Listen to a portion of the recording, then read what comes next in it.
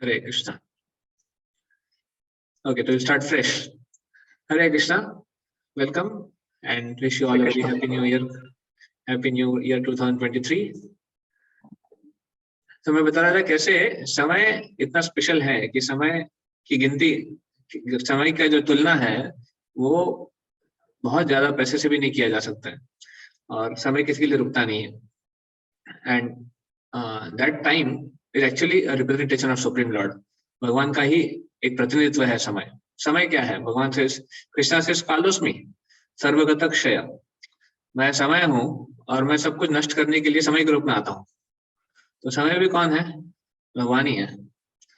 तो इसलिए समय को भी समय देना चाहिए ताकि हम अपने जीवन में एक सही ट्रैक पर हैं.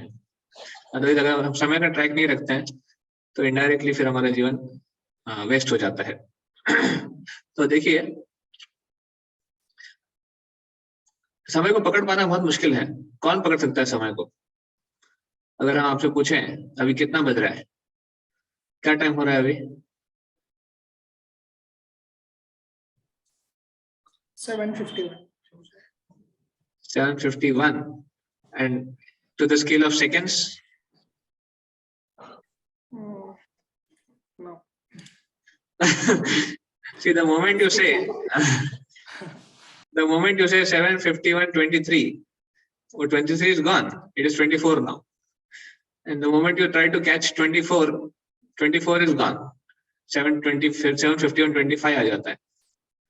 तो at any given point of time we cannot say कि क्या समय है. कोई बोल सकता है? नहीं बोल सकता है. That shows how much we can't catch time. हमको लगता है भाई कई बार घड़ी एडजस्ट कर लेने से टाइम कैच कर लेंगे, पर वो डिजिटल वॉच की तरह नहीं है. समय यहाँ वहाँ करना. Time is really very special and that's why to value time is very important in our life.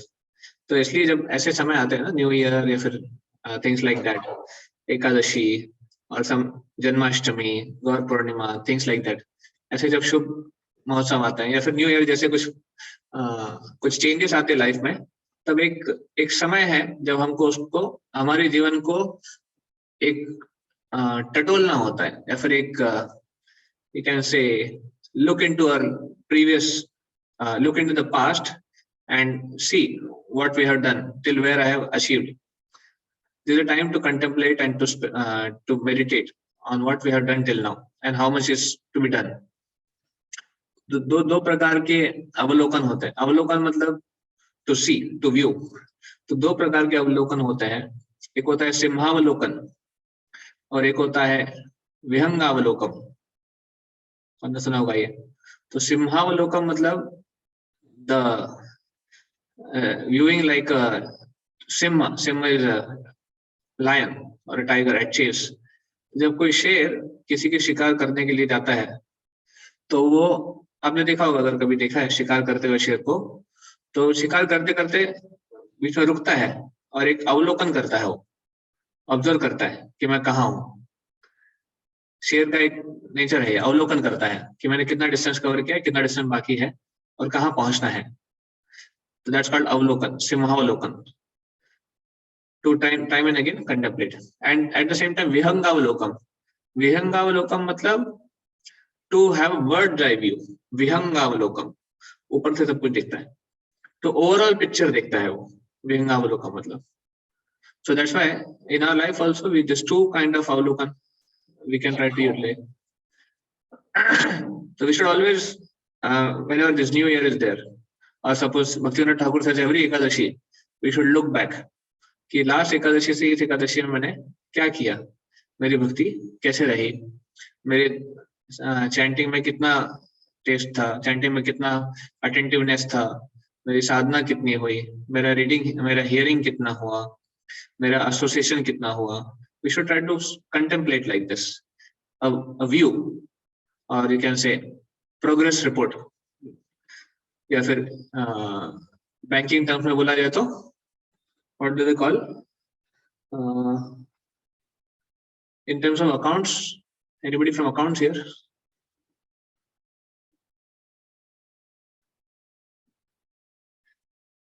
Balance sheet? No, not balance sheet. something like balance sheet only. They keep a whole track of the things. So New Year is a time when we take a look like this to contemplate. And what should we see? We should see how much we have grown and how much we need to grow more. Actually, unless we contemplate, unless we see, we'll not be able to clearly identify how much we are growing. Many times we think that I am doing good. हमें लगता है कि हम अच्छा कर रहे हैं, आगे बढ़ रहे हैं, और जब तक एक ओवर लुक नहीं करेंगे कितना सही में आगे बढ़े हैं, कितना सही में चेंज आया है मेरी लाइफ में, तब तक हम समझ नहीं पाएंगे कि हम सही ट्रैक पे जा रहे हैं कि नहीं. जस्ट टू अज्यूम कि हम सही ट्रैक पे जा रहे हैं, ये सही नहीं है. उसको हमको एक मैग्नीट्यूड में गिनते आना चाहिए. मैग्नीट्यूड मतलब उसकी गिनती करते आनी चाहिए कि हाँ, पहले मेरे मटेरियल डिजायर्स ये थे, अब ये मटेरियल डिजायर्स अभी जा रहे हैं, मुझे अभी इसके प्रति इतना आकर्षण नहीं है. या फिर पहले मैं चैंटिंग शुरू करते ही दो महामंत्र के बाद सो जाता था, अभी एटलीस्ट मैं 10 महामंत्र तक खींच लेता हूँ, सुन लेता हूँ. तो समथिंग लाइक दैट, एक मैग्नीट्यूड में हमको देखते आना चाहिए. पहले मैं हियरिंग करने बैठता था तो 10 मिनट में बोर हो जाता था, अभी मैं आधे घंटे सुन लेता हूँ. रीडिंग में भी मैं आधे घंटे पढ़ लेता हूँ, 15-20 मिनट पढ़ लेता हूँ. So like that we should be able to quantify our spiritual life. Then only will get faith that we are going in the right track. ये तो क्या होता है ना, समय के हिसाब से कालांतर में क्या होगा, एज वाइज तो हम बढ़ते जा रहे हैं, एज बड़ी हो रही है, स्पिरिचुअल लाइफ में भी समय बीतता जा रहा है, और इंटरनल ग्रोथ नहीं हुआ है. और फिर कभी कभी जब पीछे से कोई आता है, हमारे बाद कोई भक्ति में जुड़ता है और हमसे ज्यादा प्रगति कर लेता है, वो ज्यादा अच्छे से सेवा कर लेते हैं, उनका नाम जब और ज्यादा अटेंटिव हो जाता है, तो we feel lot of insecurity, we feel lot of difficulty. अरे ये बाद में आया और ये ऐसे कर रहा है, मैं कहाँ हूँ. तो many time because we haven't cross checked ourself हमारे प्रैक्टिस को. तो bhakti is a science. Bhakti should be done in scientific way. Bhakti में भी पैरामीटर्स हैं. क्या अचीव करेंगे तो क्या मिलेगा, वो एक पैरामीटर है. कहाँ तक पहुंचे कि आपको समझ में आता है राइट ट्रैक पे जा रहा है. For example, if you travel from here to Delhi, Kanpur से दिल्ली जाना है, तो उसमें कुछ लैंडमार्क्स आते हैं, कुछ इसमें कुछ स्थान आते हैं, कुछ चीजें आती है जिससे आप समझ सकते हैं कि आप राइट ट्रैक पे हैं. Right, you leave Kanpur, you go to of course there are multiple ways now. So there is one way through expressway Lucknow, or there is other way through जो conventional way इटावा वगैरह होके जाके आगरा होके दिल्ली पहुंचते हैं. तो अलग अलग रास्ते हैं, बट हर रास्ते पे एक लैंडमार्क है. तो उसी तरह भक्ति के रास्ते पे भी लैंडमार्क्स हैं. आदो श्रद्धा तथा साधु संग, भजन क्रिया, अनर्थ निवृत्ति. अनर्थ निवृत्ति में भी अलग अलग स्टेजेस हैं. और उसके बाद निष्ठा आती है, उसके बाद रुचि टेस्ट आ जाता है, उसके बाद आसक्ति आ जाती है, अटैचमेंट, फिर भाव आता है, फिर प्रेम आता है. तो भक्ति का भी एक साइंस है. और इस साइंस में भी स्टेप बाय स्टेप प्रोग्रेस में भी हम देख सकते हैं कितना हमारा अनर्थास कितने कम हुए हैं, या फिर अनर्था के मैग्नीट्यूड कम हो गया है. जैसे नेक्टर ऑफ इंस्ट्रक्शन में आपने सुना होगा, नेक्टर ऑफ इंस्ट्रक्शन नाम की एक बुक है जो रूप गोस्वामी ने लिखी है. तो उसमें बहुत छोटी पतली सी बुक है, बट वो हमारे स्पिरिचुअल लाइफ के लिए बहुत इंपॉर्टेंट बुक है. तो नेक्टर ऑफ इंस्ट्रक्शन में रूप गोस्वामी लिखते हैं, पहले के 3-4 श्लोक बहुत इंपॉर्टेंट है. पहले के श्लोक में रूप गोस्वामी लिखते हैं 6 वेगास. वेग मतलब अर्ज, 6 प्रकार के अर्ज होते हैं. वाचो वेगम, मनसा क्रोध वेगम, जिह्वा वेगम, उदर उपस्थ वेगम. तो ये 6 अर्जेस हैं. तो ये 6 अर्जेस को जो कंट्रोल कर लेता है, रूप गोस्वामी कहते हैं एतान वेगान विषयता धीरा सर्वम अपिमाम पृथ्वी च शिष्यात. जो इन 6 वेगों को कंट्रोल कर लेगा वो पूरी पृथ्वी पे, पूरी दुनिया में शिष्य बनाने के क्वालिफाइड है. तो हमें हमारी स्पिरिचुअल लाइफ को क्रॉस चेक करना चाहिए कि हम इन वेगों को कंट्रोल करने में कहाँ तक पहुंचे. वाच्य वेगम, बोलने का जो अर्ज है कितना कंट्रोल हुआ मेरा. मनसा, माइंड का जो वेग है, कभी कभी मैं स्नैप डिसीजंस, क्विक डिसीजंस लेके उसके ऊपर एक्ट करने का प्रयास करता हूँ, वो वेग कम हुआ क्या नहीं हुआ. क्रोध वेगम, गुस्सा कितना आता है मेरे को. 6 महीने पहले जब भक्ति नहीं कर रहा था, चैंटिंग नहीं कर रहा था, कितना गुस्सा आता था. अभी जब चैंटिंग करने लग गया हूँ तो मेरा गुस्सा कंट्रोल हुआ है कि नहीं हुआ है. क्रोध वेगम, जिह्वा वेगम, खाने में बहुत ज्यादा रुचि या फिर खाने के पीछे ललायित रहता हूँ, तो जिह्वा वेगम कंट्रोल हुआ है कि नहीं। उदर उपस्थ वेगम, genitals, specially desires for sex life, उसके ऊपर कंट्रोल हुआ है कि नहीं मेरा। तो ये वेग है जिसको हमको देखना है कि मेरा भक्ति में ये सारे वेग कम होने चाहिए अगर हम भक्ति ठीक से कर रहे हैं। उसके बाद Rupa Goswami talks about 6 things which are favourable for bhakti. I think 6 पहले फेवरेबल आता है फिर अनफेवरेबल आता है। तो he talks about 6 things that how one should take association with. उत्साहात, निश्चयात, धैर्यात, उत्साह रखना, एंथुजियाज्म, भक्ति करने के कैसे एंथुजियास्टिक रहते हैं।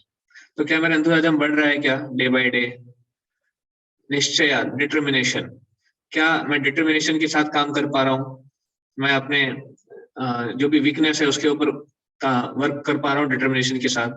निश्चयात, धैर्यात, क्या मेरा पेशेंस बढ़ रहा है, मैं चीजों को सिचुएशंस को हैंडल करने के लिए क्या मैं और पेशेंट रह पा रहा हूँ। तत्त कर्म प्रवर्तनात्, जो सीनियर्स, जो वरिष्ठ हैं या फिर जो महाजन लोग हैं, उन्होंने किस रास्ते पे चले हैं, मैं उनका फुटस्टेप्स फॉलो कर पा रहा हूँ। संग त्यागात, क्या मैं बुरे एसोसिएशन से दूर अपने आप को कर पा रहा हूँ, मैंने बुरा एसोसिएशन के प्रति मेरे अट्रैक्शन तो है, but am I able to overcome that. संग त्यागात, शतो वृत्ते, ओके, शतो वृत्ते is that following the footsteps of previous acharyas, शतो वृत्ते।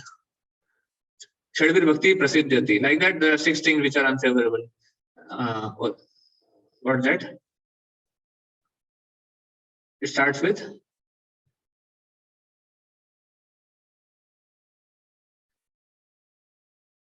what are 6 unfavorable things in terms of section?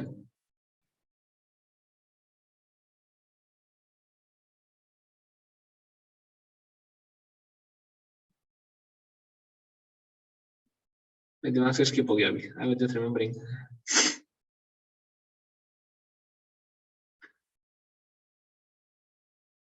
प्रजल्पो नियमाग्रह जनसंघस्य लौल्यम च, ये 4 चीजें मुझे याद है, 2 चीजें याद नहीं आ रही। वो अत्याहार प्रयासश्च, अत्याहार प्रयासश्च, हाँ, अत्याहार is the first thing, correct. Overeating and prayas, over endeavoring.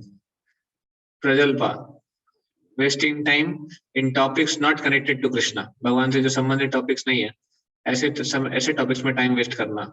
नियमाग्रह, एक तो नियम को फॉलो करना बहुत ज्यादा कठोरता से, in the sense to just follow the letter of the law, not the spirit of the law. और दूसरा है नियमाग्रह, मतलब बिल्कुल फॉलो नहीं करना, नियमाग्रह, नियमों को फॉलो ही नहीं करना।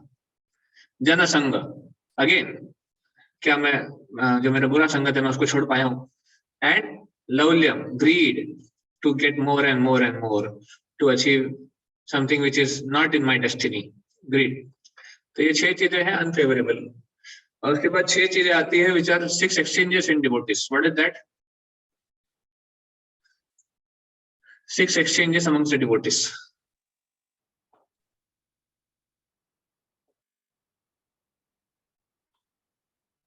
संस्कृत में तो नहीं पता है। हाँ, तो जी संस्कृत में तो नहीं पता है, लेकिन हाँ, पढ़ा था, मतलब गिफ्ट एक्सचेंज करते हैं, और मतलब हाँ, हाँ, मतलब जो आपने पढ़ा होता है उसको एक्सचेंज करते हैं, और ऐसे कुछ था। हाँ, ददाति प्रतिगृह्णाति गुह्यम आख्याति पृच्छति भुंक्ते भोजयते च।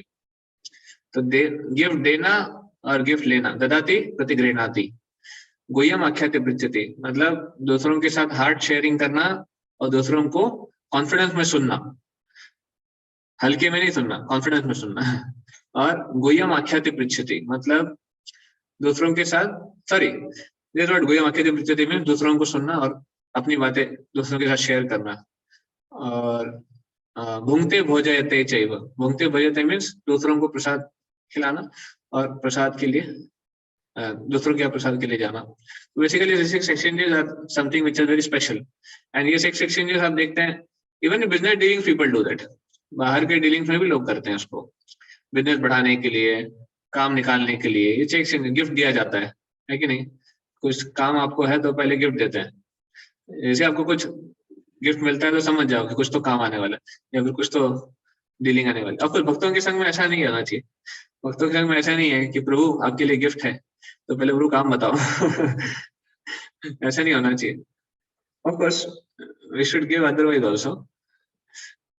प्रसाद प्रसाद दिया तो we should also take prasad and we should share prasad with each other. ये हार्ट होना चाहिए। Like Viraj pro brings every time he comes he brings 3 milkshakes for 3 altars।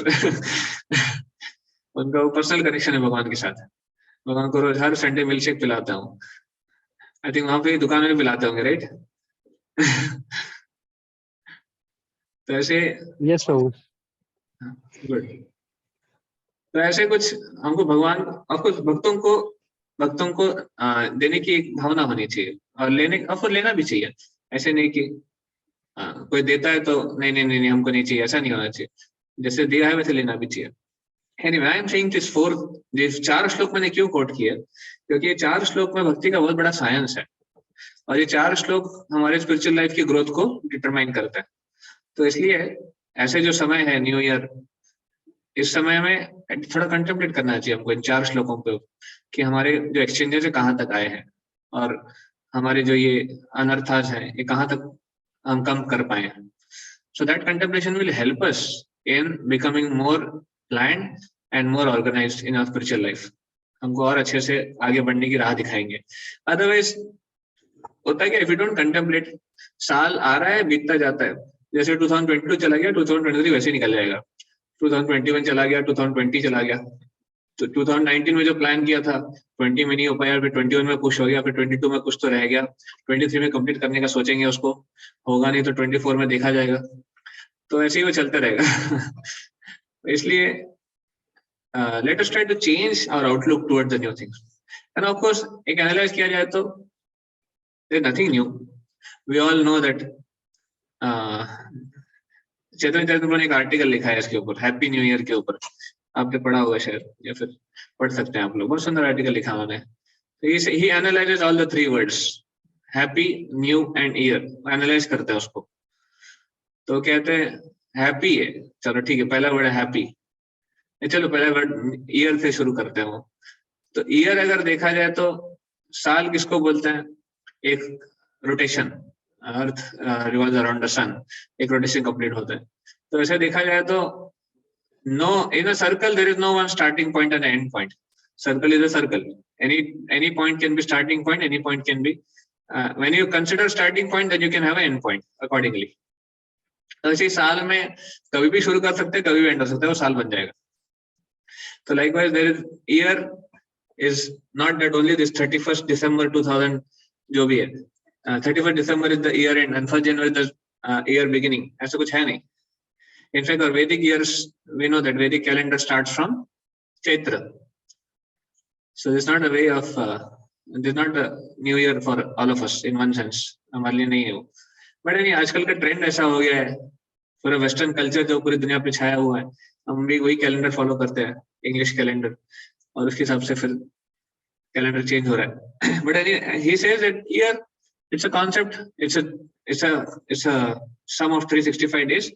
And that's why it's not that only this is the time, it can be considered any time। So there's nothing so special about this year। जैसे 2022 भी आया था, वो कालांतर में चला गया, वैसे 2023 भी आया है, वो भी चला जाएगा, निकल जाएगा। न्यू डे देखा जाए तो why do we want new things? New क्यों चाहिए हमको? क्योंकि हम ओल्ड से बोर हो जाता है। हमको जो भी कुछ चीजें कुछ समय की हो जाती है तो ओल्ड हो जाती है हमारे लिए, फिर हमको न्यूनेस चाहिए। तो ये 2023 न्यू क्यों लगता है? क्योंकि कुछ तो चेंज हो रहा है, एटलीस्ट कैलेंडर में डेट चेंज हो रही है, चलो कुछ तो चेंज हो रहा है। वैसे लाइफ में कुछ चेंज नहीं हो रहा है, जो कल करते थे वही आज करने वाले हैं। वो तो लाइफ तो वैसे ही चलने वाली है। तो एक मेंटल साइकोलॉजी है कि हमको नया चाहिए क्योंकि पुराना बोर हो जाता है। पर स्पिरिचुअल लाइफ में जुड़ने के बाद हमको समझना चाहिए कि जो हम आज कर रहे हैं वही हमारे लिए न्यू बनना चाहिए। There's no need of something change। अभी ऐसा नहीं है कि महामंत्र 10 साल जप कर लिया फिर बोर हो गया, फिर थोड़ा नया मंत्र निकालते हैं इसके लिए, क्योंकि नया चाहिए कुछ तो। या फिर मंगल आरती शाम को करेंगे, गौर आरती सुबह कर लेंगे, थोड़ा सा चेंज हो जाएगा। तो that we can't do. तो newness is something which refreshes the mind, but in the material sense, material life में क्या होता है? No material thing can give us happiness, and no material adjustment can give us satisfaction. ये matter के साथ ये problem है कि कोई भौतिक वस्तु या भौतिक तत्व हमें सुख नहीं दे सकती, संतुष्टि नहीं दे सकती, इसलिए लोग हमेशा नया नया ढूंढते हैं। अब खाने पीने भी नया नया फ्लेवर निकलता रहता है, या फिर मोबाइल में भी नया नया मॉडल निकलता रहता है, लैपटॉप में नया बेटर वर्जन निकलता रहता है, हर जीवन के हर चीज में नया एक अपग्रेडेशन आता रहता है। वैसे देखा जाए तो चीजें घुमा फिरा के वापस वहीं आ जाती है। जैसे इवन इफ यू कंसिडर किसी भी चीज का फैशन भी कंसिडर किया जाए तो पहले नया फैशन आता है, फिर घूम फिर के वापस ओल्ड फैशन नए का रूप लेके आता है। ओल्ड फैशन ही था, पहले था वो, और वो नया का रूप लेके आता है, लोगों को लगता है कुछ नया है। तो नया होता नहीं है, वो था पुराना ही। तो दैट्स व्हाट एक मेंटल साइकोलॉजी बन गया है कि नया मतलब बेटर। तो उस साइकोलॉजी को हमको हटाना है। नया हमेशा बेटर होने के लिए नए की जरूरत नहीं है। जो आज हम कर रहे हैं उसको ही हम बेटर बना सकते हैं अगर हम कॉन्शियसनेस चेंज करेंगे तो कृष्णा कॉन्शियसनेस में क्या है? Every day is a new day for us. रात को जब सोते हैं भगवान ने सुबह जगाया, इसका मतलब भगवान ने नया दिन दिया है, तो हमारे लिए नया जीवन है। तो we should every day have the same feeling like we have on the 1st of January कि नया दिन है, नया साल है। Every day, and every day begins with Mangal Aarti. इससे अच्छा सेलिब्रेशन क्या चाहिए हमको? रोज सुबह हमारी शुरू होती है डांस के साथ, कीर्तन के साथ, और रोज सुबह हमारा दिन खुलता है भगवान के दर्शन के साथ। नहीं तो मटेरियलिस्टिक लोगों को नए साल में वो नशा करके सोते हैं और रात को फिर हैंगओवर में सुबह के 10-11 बजे उठते हैं।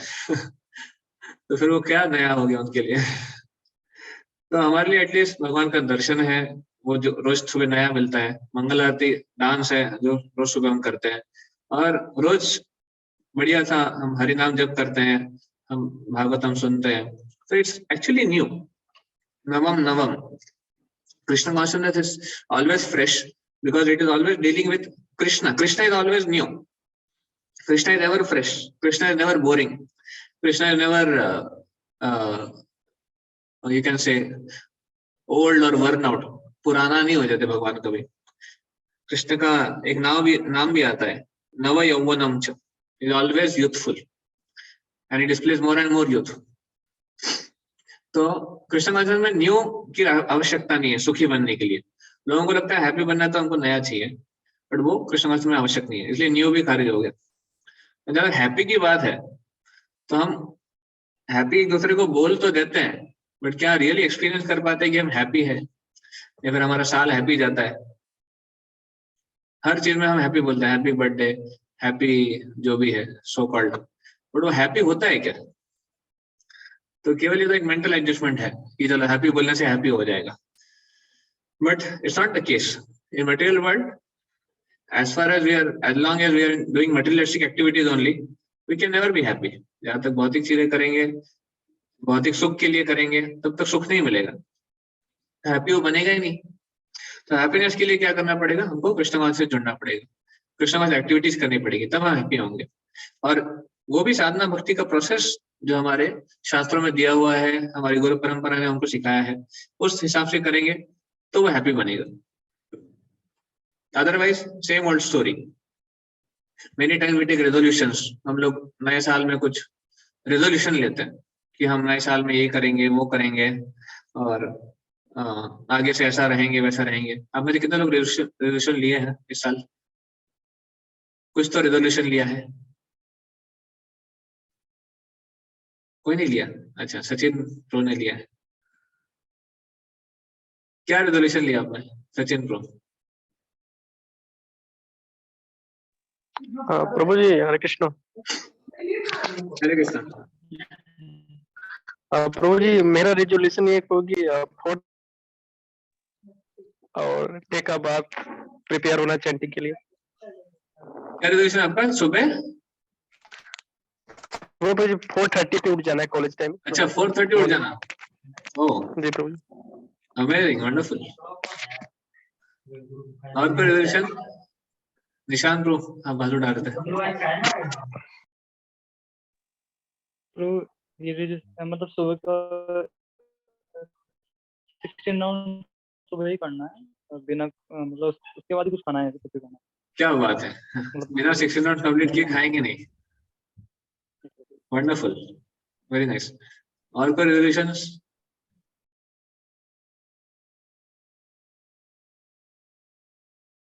I mean, I really appreciate this devotees who took such wonderful resolution.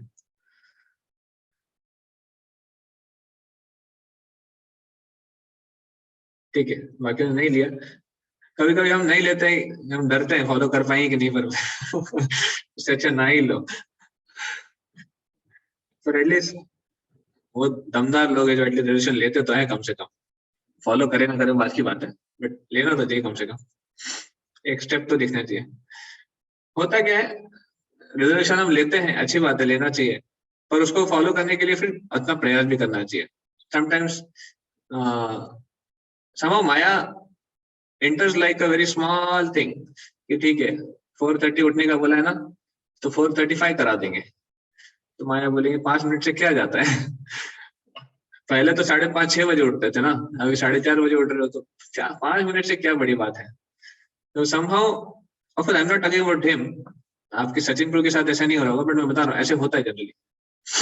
तो देन वी स्टार्ट, ठीक है 4:35 एडजस्ट हो जाता है, थोड़ा 5 मिनट के लिए चलता है, और उसके बाद फिर धीरे धीरे 4:35 का 4:40 हो जाता है, फिर 4:50 हो जाता है, फिर 5 हो जाता है, फिर 5:30 हो जाता है, और फिर 10 दिन होते होते, 15 दिन होते होते, जनवरी 15, जनवरी 16, जनवरी 26, रिपब्लिक डे आते आते ऐसा लगता है कि हो नहीं रहा है।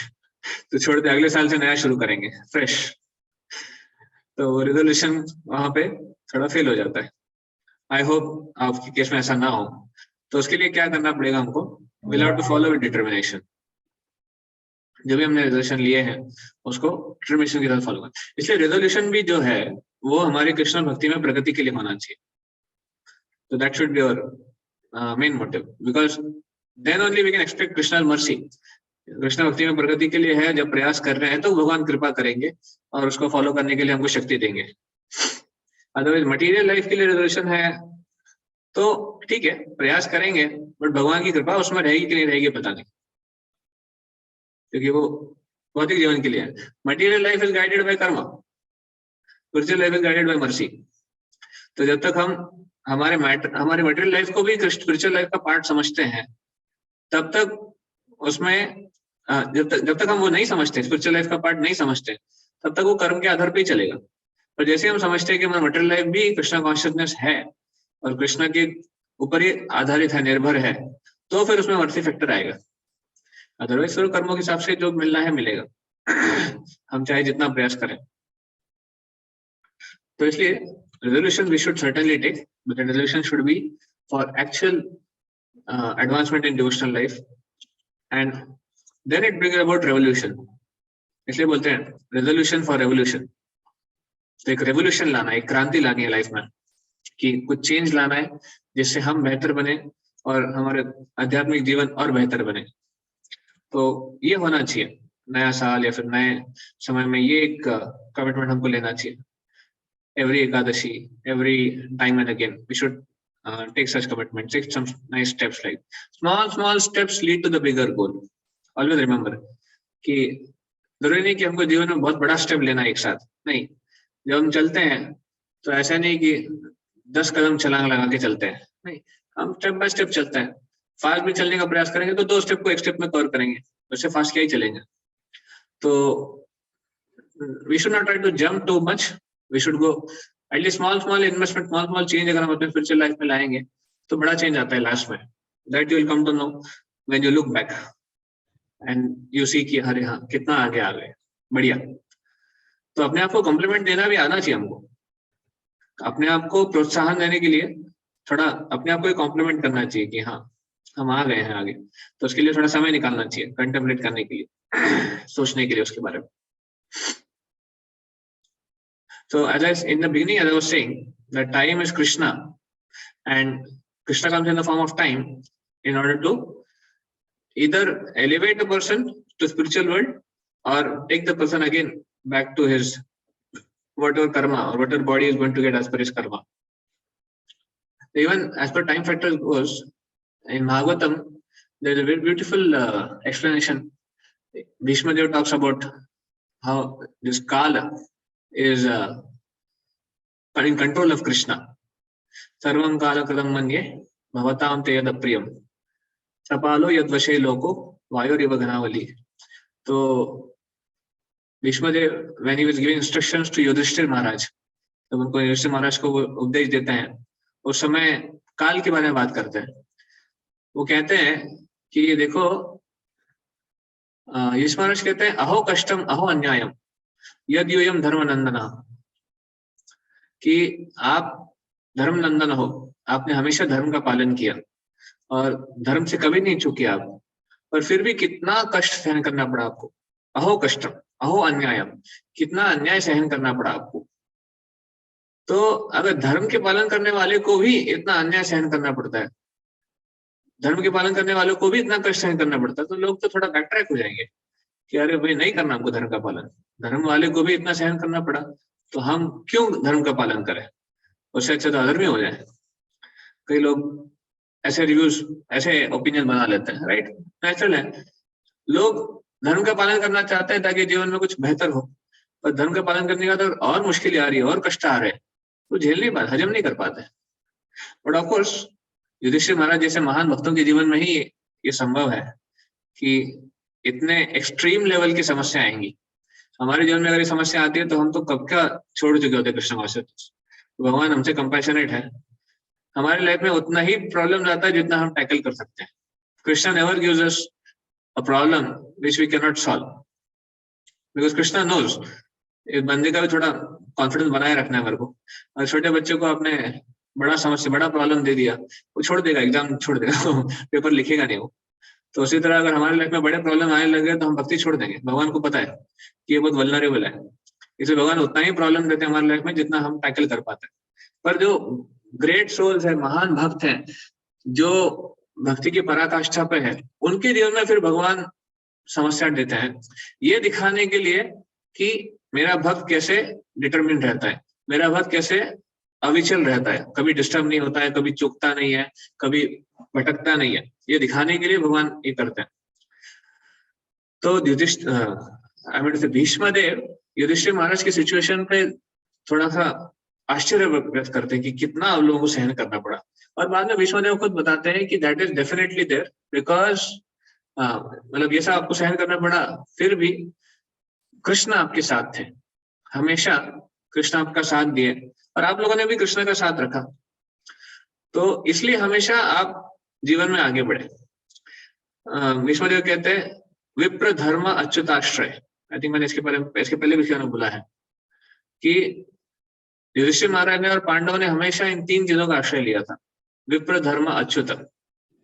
ब्राह्मण, विप्र मीन्स ब्राह्मण, धर्म मीन्स धर्म shastras, and Achyut means Lord. तो इन शॉर्ट गुरु साधु शास्त्र,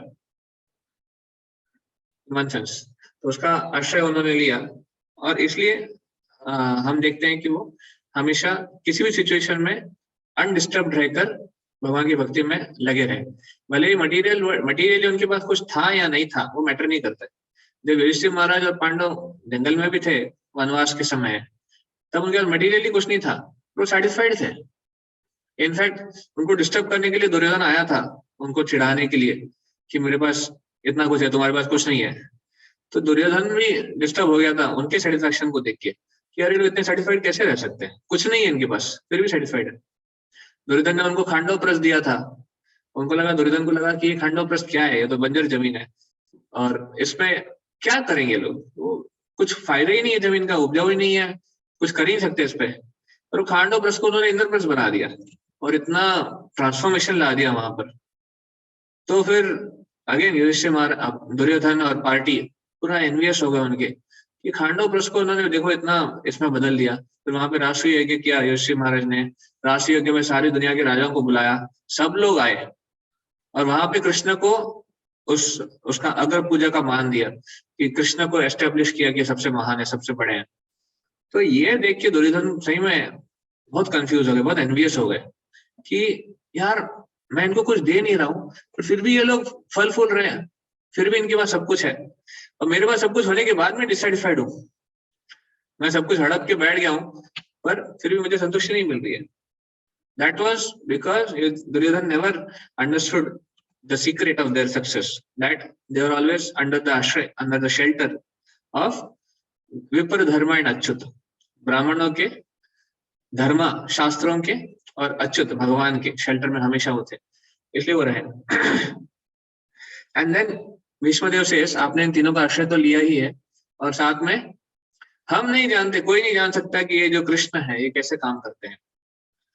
सर्वम कालम कृतम मन्ये, कि ये काल के रूप में आए हैं और आपको आपके सामने प्रेजेंट भी है, आपका भाई बनके वो प्रेजेंट है, पर ये भगवान है और ये किस रूप से काम करते हैं, कैसे कैसे क्या चीजें लीलाएं करते हैं, हम नहीं समझ सकते. इसलिए बेस्ट इज समझने का प्रयास नहीं करना चाहिए. हम सरेंडर कर सकते हैं, हम उनको नमन कर सकते हैं, समर्पण कर सकते हैं, समझने का प्रयास नहीं कर सकते. We can never understand God. We can never understand what God does for what reason. क्यों कर रहे हैं, किस लिए कर रहे हैं, क्या करना चाहते हैं, इससे हम नहीं समझ सकते. तो भगवान को समझने का प्रयास मत करो, भगवान को समर्पण करो, वो बुद्धिमानी है. ये जो भगवान को समर्पण करता है, भगवान उसको समझा देते हैं अपने बारे में. Krishna gives him mercy to understand who he is, but we try to understand Krishna on our own, we'll never be able to understand. कभी नहीं समझ पाते हैं. तो इसलिए the more we increase in our surrender, the more we become Krishna conscious, and the more we understand the beauty of Krishna consciousness in relationship with Krishna. भगवान के संबंध में क्या सुख है, क्या संतुष्टि है, उसका अनुभव कर सकते हैं समर्पण के साथ. तो इसलिए आने वाले साल में जो भी साल अभी आया है, उससे हमारा प्रयास ये रहना चाहिए कि हमारा समर्पण और बढ़े, हमारा जो भक्ति में भक्ति के जो विधि विधान है, उस विधानों में समर्पण बढ़े, सरेंडर बढ़े. भगवान के जो भक्त हैं उनके प्रति हमारा समर्पण बढ़े. भगवान की जो इच्छा है हमारे जीवन में, उसको फॉलो करने के प्रति हमारा समर्पण बढ़े. तो समर्पण बढ़ाने का प्रयास हम करेंगे तो सही में हम जीवन में सुखी रहेंगे. अन्यथा वो हैप्पी न्यू ईयर कभी हैप्पी न्यू ईयर होगा हमारे लिए, कभी न्यू नहीं होगा ऐसे. So I pray that all of us have a really happy new Krishna conscious life coming forth with this kind of change in attitude and this kind of change in consciousness. Hare Krishna.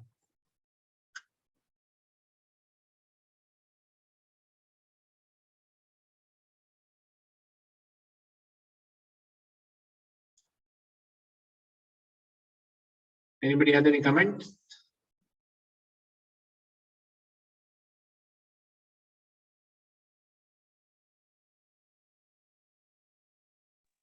हरे कृष्ण प्रभु जी. हरे कृष्णा. प्रभु जी, जैसे हम लोग पढ़ाई में time लगाते हैं, मतलब ज्यादा लगता है टाइम कभी, तो मतलब ये होता है ना कि हम लोग उस टाइम कृष्णा के बारे में कभी कभी कम सोचते हैं. तो उसको मतलब जैसे आप बता रहे थे ना कि जिसमें भी हम लोग कृष्णा के बारे में नहीं सोच पाते ना, वो वेस्ट ऑफ टाइम है. लेकिन कुछ चीजें तो करनी पड़ती हैं, उस टाइम हम लोग कृष्णा के बारे में नहीं सोच पाते हैं, तो उसको कैसे देख सकते हैं फिर उसको, मतलब. Good question. हरे कृष्णा प्रभु जी. हरे कृष्णा विनोद प्रभु जी. प्रणाम. हमारा सेशन चल रहा है यहाँ. जी जी. तो आपने जैसे पूछा पढ़ाई के समय कृष्ण को कैसे याद करें, तो एक्चुअली कृष्णा कॉन्शियस होने का मतलब ये नहीं है कि 24 घंटे केवल कृष्ण एज अ पर्सन को ही याद करना. कृष्णा कॉन्शियस का मतलब है anything connected to Krishna is Krishna, is actually Krishna. Krishna is absolute. Krishna absolute है, पूर्ण है. तो कृष्ण का मैसेज भी कृष्ण ही है, कृष्ण के बारे में पढ़ना सुनना भी कृष्ण ही है.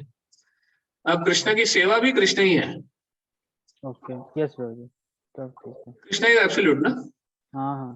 तो जब हम पढ़ाई मतलब मैं ये सोचता हूँ कि मैं पढ़ाई कर रहा हूँ, तो मैं सोचता हूँ कि जब मेरी अच्छी जॉब लग जाएगी तो मैं कृष्ण की अच्छे से सेवा कर पाऊंगा. तो ये मतलब थिंकिंग सही है, मतलब. बराबर. तो कॉन्शियसनेस अगर आपका ये है कि मैं पढ़ रहा हूँ कृष्ण की सेवा के लिए, तो it's Krishna service and it is absolute. It is not different in Krishna. So that's how, see Arjun also, अब वो बैटल फील्ड पे थे, लड़ रहे थे, अब उस समय थोड़ी ना कृष्ण को याद कर रहे थे। तो सामने दुश्मन है, तो सामने दुश्मन को कैसे मारना वो सोचेंगे ना, कि कृष्ण को सोचेंगे। But he was Krishna conscious, he was doing it for Krishna. तो उसी तरह हम भी हमारी ड्यूटी कृष्ण के लिए करें तो कृष्ण कॉन्शियस रहेंगे। Yes Prabhu ji, thank you Prabhu ji. Hare Krishna. Hare Krishna. और ऑन द कॉन्ट्री वही ड्यूटी अगर हम स्वार्थ के लिए करेंगे, अपने स्वार्थ के लिए, तो फिर वो हमें मटेरियल जोन रेल में लेके जाएगी। अगर हम कुछ कर रहे हैं और अपने एंजॉयमेंट के लिए कर रहे हैं कि हम पैसे कमाएंगे तो हम एंजॉय करेंगे, या फिर हम अपने लिए कुछ भोग वस्तु लेके आएंगे, so that kind of work will be actually binding, वो बंधन का कारण बन जाएगा। और कृष्ण के लिए किया गया काम वो मुक्ति का कारण बनेगा। तो बंधन है या मुक्ति है वो हमारे कॉन्शियसनेस पे डिपेंड करता है।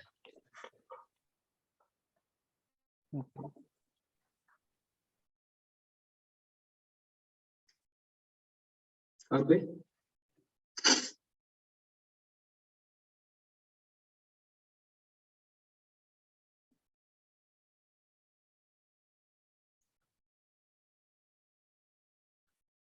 All right, so I hope all of your sadhana is going on well, especially your reading, hearing is going on well, and your association is also going on good. Ashutosh, Prabhu, you have some question? आपको प्रश्न है? जी, हरे कृष्ण प्रभु जी। हरे कृष्ण। प्रभु जी, ये अभय की जो feeling है ये मन में कैसे आती है? ओके, जैसे लोग बोलते हैं ना, अभय वर दे, अभय वर दे, हे प्रभु मुझे अभय वर दे, ये अभय की फीलिंग कैसे आती है? Okay, good question. एक्चुअली अभय वही व्यक्ति बन सकता है जो कृष्ण के समर्पित है। भज हो रे मन श्री नंद नंदन अभय चरणारविंदरे।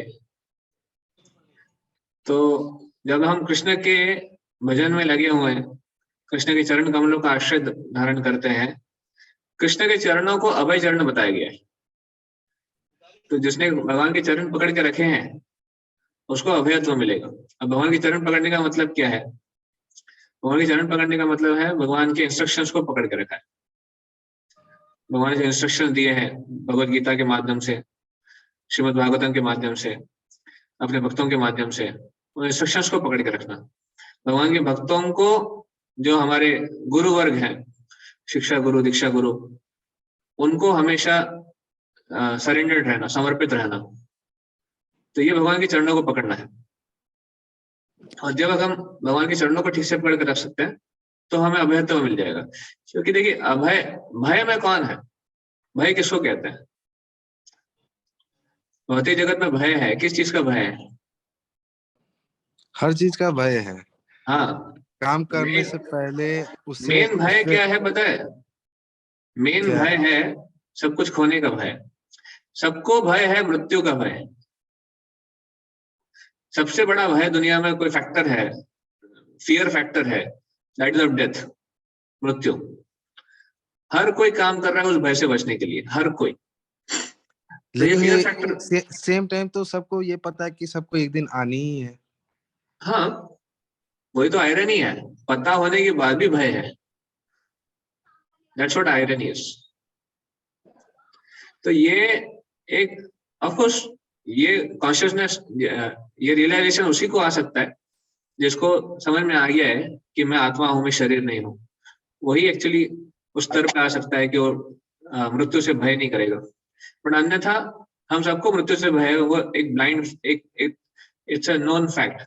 कुछ भी आदमी काम करता है पैसा कमाने के लिए। पैसा क्यों कमाना है? क्योंकि वो सेटल होता है, वो उसको जीवन में कुछ फैसिलिटीज मिल पाए। फैसिलिटीज नहीं मिलेगी तो क्या होगा? खाना पीना नहीं मिलेगा तो क्या होगा? मर जाएगा। अल्टीमेटली घुमा फिरा के देखा जाए तो फियर फैक्टर इज मृत्यु। तो कोविड में यही हुआ था ना, सबसे बड़ा भय था फियर, सबसे बड़ा भय था मृत्यु का कोविड के समय में, because death can come any moment. तो अभय कैसे मिलेगा? मृत्यु के ऊपर, जो मृत्यु से परे हो चुका है। मृत्यु से परे कौन जा सकता है? जो व्यक्ति अपने आप को आत्मा के स्तर पे समर्पित कर चुका है, अपने आप को आत्मा समझ चुका है, आत्मा के स्तर पे आ चुका है, वही मृत्यु के परे जा सकता है। क्योंकि वो जानता है कि मृत्यु तो शरीर के लिए है, आत्मा के लिए नहीं है। और शरीर तो एनीवे मृत है, आत्मा अमर है। तो इसलिए मुझे भगवान का आश्रय लेना है, ताकि मैं इस भौतिक शरीर को भी एक प्रकार से छोड़कर भगवान के शेल्टर में हमेशा हमेशा के लिए जाऊं, आध्यात्मिक जगत में। वो अभय हो सकता है। तो देख सकते हैं, only pure devotees are free from fear. जो शुद्ध भक्त हैं वही भय से दूर है, बाकी सब भयभीत है। हमारी शरीर की जो आसक्ति है वो स्ट्रांग है। जैसे आपने बोला कि सबको पता है मृत्यु आने वाली है, पर फिर भी मृत्यु से भय है, क्योंकि हम शरीर को छोड़ना नहीं चाहते। हमारी आसक्ति बहुत स्ट्रांग है शरीर के प्रति। तो इस शरीर की आसक्ति को छोड़ना है। धीरे धीरे हमारी साधना भक्ति का प्रोसेस फॉलो करके हमको समझना है कि हम शरीर नहीं है, और शरीर से जो आसक्ति है उसको धीरे धीरे कम करना है। लेकिन प्रभु जी, ये भी तो नहीं पता है कि किसकी मृत्यु कब आएगी। ये तो अनिश्चित है ना। हाँ, मृत्यु, वही तो हम कह रहे हैं, मृत्यु अनिश्चित है, पर मृत्यु के बारे में सोचना ही नहीं है। हमको अभी पहले अपनी आइडेंटिटी के बारे में सोचना है कि हम कौन हैं। मृत्यु तो जब आनी है तब आएगी, पर अगर आप प्रोसेस शुरू कर दिए हैं तो प्रोसेस में हम आगे बढ़ रहे हैं, उसमें कोई डर नहीं है। एक बार सही रास्ते पे आ गए, जब तक मान लिया आप यहाँ से दिल्ली जा रहे हो, तो जब तक आपको रोड पता नहीं है तब तक आपकी स्पीड बहुत कम रहेगी। आप 10-20 की स्पीड पे गाड़ी चलाओगे, क्यों? क्योंकि आपको रोड क्लियर नहीं है। एक बार आपने किसी से पूछ लिया कि भाई साहब दिल्ली का रास्ता यही है, वो बोलता है बिल्कुल यही रास्ता है, आप सीधे जाओ, 100 किलोमीटर तक कोई टर्न नहीं है, तो फिर आप बिंदास गाड़ी भगाओगे, क्योंकि आपको पता है दिल्ली का रास्ता यही है। तो भले आप दिल्ली पहुंचो ना पहुंचो, आप में कॉन्फिडेंस आ जाता है कि पहुंचने वाला हूं। तो वैसे ही है, भक्ति का रास्ता पकड़ लिया, एक कॉन्फिडेंस आ जाता है कि अभी सक्सेस आने वाला है, क्योंकि हम सही ट्रैक पे हैं। जब तक सही ट्रैक नहीं पकड़ जाए तब तक भय है। प्रभु जी, एक और सवाल है। ये जो हर समय जो मन जो है, जो विचार है, जो धर्म और अधर्म के बीच में झूलता रहता है हर किसी काम को लेकर के, इससे कैसे मुक्ति प्राप्त हो सकती है? कुछ खाने से लेकर के कुछ करने तक, हर चीज में हर टाइम जो दिमाग है वो झूलता रहता है कि क्या मैं धर्म, ये क्या धर्म है, क्या अधर्म है। नॉलेज तो फिर भी कुछ नहीं है, लेकिन दिमाग झूलते रहता है, क्या मैं ये धर्म वाला काम कर रहा हूँ, क्या अधर्म वाला, क्या मुझसे कुछ अधर्म तो नहीं हो गया। तो अच्छा है, इससे कैसे बचा जा सकता है? अगर कोई केयरफुल है गलत ना करने के लिए तो अच्छा है। उल्टा ये अच्छा भय है, गलत ना करने का जो भय है वो अच्छा भय है, पॉजिटिव भय है। क्योंकि गलत करेंगे तो फिर रिएक्शन मिलेगा ना उसका। तो शुरुआत में कभी कभी आपकी गलती नहीं होती है, फिर भी कुछ हो जाता है, उसके लिए मन अपने आप को बहुत प्रताड़ित करता रहता है। जैसे हाल फिलहाल में मेरे गाड़ी के नीचे एक जानवर आ गया, जिसमें मेरी कोई गलती नहीं थी। वो कूदते कूदते आ गया, बहुत अंधेरा रोड था। वो मेरी गाड़ी से टकराया, वो मर गया। लेकिन इसके लिए मैं बहुत दिन तक अपना मन मेरा प्रताड़ित रहा। अभी भी कभी भी सोचता हूँ तो मैं बहुत दुखी हो जाता हूँ। पहली बार मेरे गाड़ी से कोई किसी जीव की हत्या हुई, मतलब होती तो बहुत सारे जीवों की है, चींटी की भी होती है, और लेकिन जिसको आप विजुअली देखते हो उसे बहुत पीड़ा होती है, उसका क्या करें? I understand. देखिए, आप सही कह रहे हैं कि ये ग्लानि होनी चाहिए, बट इस ग्लानि के कारण हमें ऐसे नहीं कि डिस्करेजमेंट आना चाहिए, डिस्करेजमेंट नहीं होना चाहिए। ये पॉजिटिव है, पॉजिटिव साइन है। आप किसी जीव को तकलीफ नहीं देना चाहते, पॉजिटिव साइन है। आप अपने कारण कुछ गलत काम नहीं करना चाहते, पॉजिटिव साइन है। अब दुर्भाग्य से कुछ हो जाता है जिसमें आप कह रहे हो आपकी गलती नहीं है और आप बिल्कुल अवेयर नहीं थे, कॉन्शियस नहीं थे उसके लिए, तो फिर उस समय हमको भगवान को प्रार्थना करनी चाहिए, क्षमा मांगना चाहिए और उस जीवात्मा के लिए प्रार्थना करनी चाहिए, क्योंकि वो आत्मा तो चला गया शरीर से ना, अभी क्या कर सकते हो, उसके लिए प्रार्थना ही कर सकते हो ना। और ज्यादा से ज्यादा हम भगवान से प्रे कर सकते हैं कि अगली बार हम गाड़ी ठीक से चलाएं। ऑफकोर्स आप ठीक से ही चला रहे होंगे, बट फिर भी एक कॉन्शियस लेवल पे प्रे कर सकते हैं। बट अभी उसको अगर मन में लेके चले और उसमें एक बोझा बना ले, तो वो भी तो हेल्प नहीं करेगा ना। वो जीवात्मा का शरीर छूट गया, अब उसके लिए प्रे कर सकते हैं आप। तो we don't have to take a burden of wrong things. कभी कभी हमारे अनर्थों के कारण भी हम गलतियां कर देते हैं, जो पिछले अनर्थ हैं, तो गलतियां हो जाती है। बट अगेन क्या कर सकते हैं, अभी उस अनर्थों की वजह से जो गलती हुई है उसके प्रति हम क्षमा मांग के एक क्षमा का भाव रखें, या फिर एक ग्लानि का भाव रखे आगे बढ़ना चाहिए, वहीं पे अटक नहीं जाना चाहिए। ये कृष्णा कॉन्शियसनेस कर रहे हैं ना हम, तो कृष्णा प्रॉमिस करते हैं कि अगर कोई कृष्ण भक्ति में लगा हुआ है और कुछ गलती करता भी है, इवन जानबूझ के भी गलती करते हैं, अपीचे सुदुराचारो भजते मां अनन्य भाग, भगवान कहते हैं अगर कोई जानबूझ के भी गलती करता, आपने तो जानबूझ के नहीं किया, और कोई जानबूझ के भी गलती करता है तो भी अगर वो आई वांट टू से, अगर वो रिपेंट करता है अपने एक्शन के लिए, पश्चाताप करता है अपने एक्शंस के लिए, तो उसको माफ कर देते हैं भगवान, और उसको वापस भक्ति की पोजीशन में स्थित कर देते हैं भगवान। तो जानबूझ की हुई गलती के लिए भी ऐसा है। तो अनजाने में जो हो गया, जो हमारे हाथ में नहीं था, उसे फिर भगवान भी समझते हैं ना। भगवान कोई ऐसे शासक नहीं है जो कि लेटर ऑफ द लॉ देखेंगे। लेटर ऑफ द लॉ मतलब बोला था मारना नहीं है किसी को, तो अभी तुमने मार दिया भाई, अभी पकड़ो। भगवान चांस नहीं ढूंढते आपको परेशान करने का। भगवान एक प्रेमी माता पिता की तरह है, तो भगवान भी जानते हैं, भगवान सर्वव्यापी है, भगवान परमात्मा है, सबके हृदय में है, तो आपकी भावनाओं को नहीं जानेंगे भगवान। तो Krishna knows and we have to leave it on him. ये एक वाकया था, मैं और मेरी वाइफ दोनों ट्रेवल कर रहे थे। मैं काफी देर तक उस डेड बॉडी के पास भटकता रहा, दिखता रहा, तो मेरी वाइफ ने भी बोला कि आप बहुत अंधविश्वासी हो गए हैं। अभी वो मेरी बातें सुन करके वो भी यही बात बोल रही है, लेकिन ये ग्लानि से मैं आपको कैसे निकलूं? उस डेड बॉडी के बाद भटकने के बजाय उस डेड बॉडी के लिए आपको चैंटिंग करना चाहिए था वहां पर। उतना तो किया, लेकिन मन की ग्लानि कैसे जाएगी प्रभु? वही हम कह रहे हैं ना, ये समझकर कि जो भी हुआ भगवान की इच्छा से हुआ। हम कंट्रोलर नहीं है ना, भगवान कंट्रोलर है। मैंने ये चीज बताई थी उनको। अच्छा, तो वही है। देखिए, हम अगर कंट्रोल करने जाएंगे तो फिर कहां तक कंट्रोल पाएंगे। तो ये विधि का विधान है, जीवन में कुछ चीज ऐसी होने वाली है जो हमारे हाथ में नहीं है। कोशिश करूंगा प्रभु जी, ये सब चीजों से बाहर निकलने का। ये सब चीजें घर कर जाती हैं दिमाग में, तो फिर बताया ना मैंने, वही धर्म अधर्म के बीच में आदमी बहुत देर तक झूलता रहता है। अधर्म किसको कहते हैं? अगर आप जानबूझ के कुछ गलती करते हैं, या फिर जानबूझ के अगर आप कुछ पाप करते हैं, वो अधर्म है। अभी वैसे तो देखा जाए तो आपने उस जीवात्मा को, वहां पे आपकी गाड़ी से हिट हो गया, चलते फिरते आपके पैर के नीचे कितनी चींटियां आती होंगी।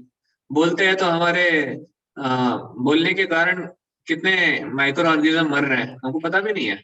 बट जिसका बोध होता है उसी से ग्लानि होती है। तो इसका भी बोध हमको लेना पड़ेगा। ये भी हो रहा है, ये कुछ ये ऐसा नहीं कि नहीं हो रहा है। चींटियां मर रही हैं, कीटाणु मर रहे हैं, उसका भी कर्म हमको लग रहा है, तो इसका भी बोध हमको लेना पड़ेगा।